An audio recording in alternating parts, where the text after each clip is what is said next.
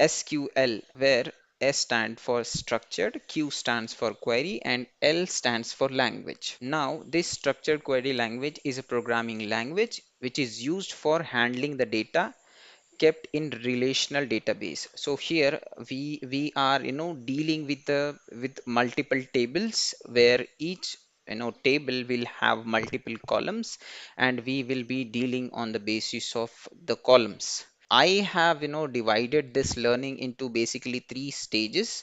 The first will be creation of the tables, then the second will be insertion of the records into that particular tables, and the third will be the manipulation of the data onto that particular tables. So now the first question is how to create a table. As you can see on the screen, while we need to create any table, we will write a syntax create, then we write table, and then we will give the name of the table, and it will be surrounded with angular brackets open and closed. SQL is not case sensitive. So if you write caps create and small create, it will be treated as same. We can consider the example create table employee.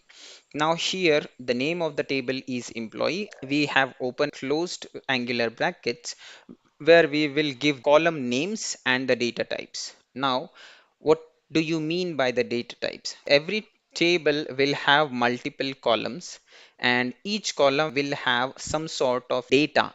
So that we call as a data type. We see the employee table. So employee table could have employee ID, employee name, the commission, and the date of joining. The question comes is how you can manage these things into a tabular format. To manage that, three data types which we use mostly. The first one is numeric, the employee ID and age, that are numbers. Whenever we need to deal with numbers, we will be using the numeric data types. Whenever we are dealing with the strings, names, addresses, we will be using the strings. Then we have date of joining, the date of birth. Let's take an example of Amazon, where Amazon has a 10 days replacement policy. How exactly Amazon knows that 10 days are over or not? They capture the date on which you have purchased the product and then add 10 days to that particular date, and then they get last day to return to the particular product. That will be calculated and that comes into a column. And then if a customer comes back and return order after the date, so if suppose you have purchased a product on 1st of January, the last day to return would be set as 10th of January. On 11th of January you came back, you started writing that I don't want this product, so you won't be able to place your return request because the 10th day is already over. That's why the data types are important. Numeric consists of integer. We have age and employee ID. We will be writing int. If we have some decimal values like a commission, we will store into float. We cannot store it into integer. On the basis of our requirement, we can use these types of data.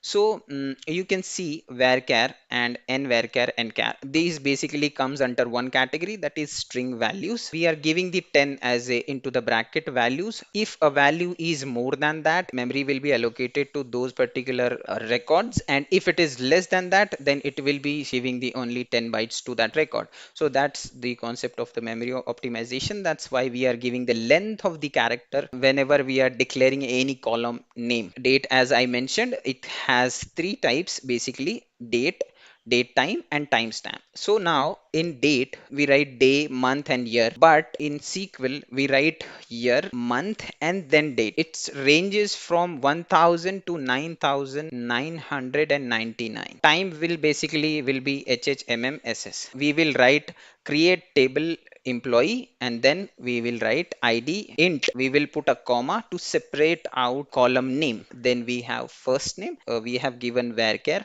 then last name is also a string type, so we have given nvarchar. So now here if you see department ID, it's of integer type, comma separated. Commission is into float, where employee ID if you see is in integer type, and date of joining is in date time format. So if you see here, it is not case sensitive, so it does not affect what you are writing in small or in capital letters. Now what I will do is execute this empty table, you can see that incorrect syntax because we haven't given the name of the fields or the columns. We cannot create an empty table. We need to have some columns. At least columns should be there. Now again, I will select this and I will execute it.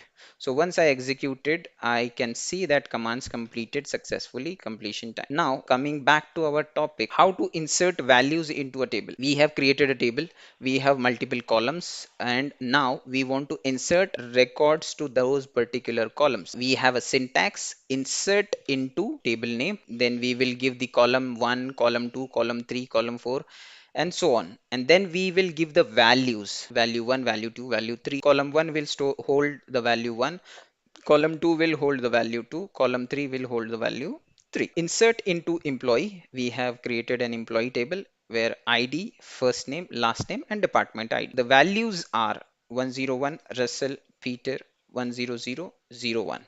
So now here if you see the employee ID 101, comma, the first name and the last name has single quotes. If we are not going to give the single quote, it will store that particular letter as a string. We are not going to write the column names over here. We are just giving the values. We need to follow the same structure which we have used while creating the table. So if we see here, we have created a table, create table employee.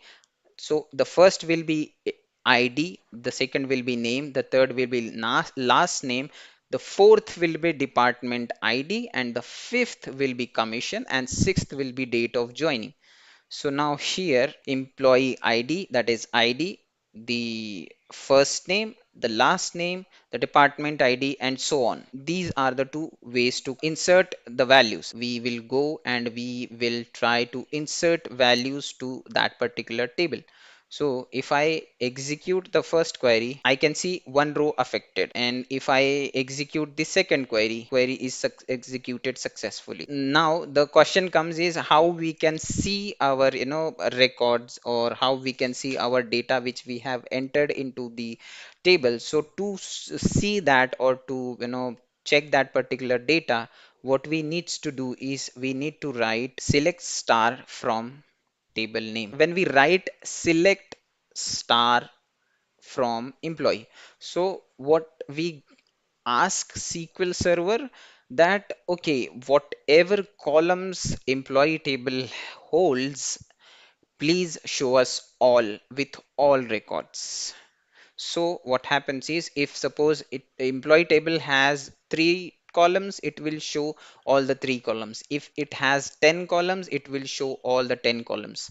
But if we want that, okay, employee table has 10 columns, but I want to see only first 3 columns, that is employee ID, first name, and last name.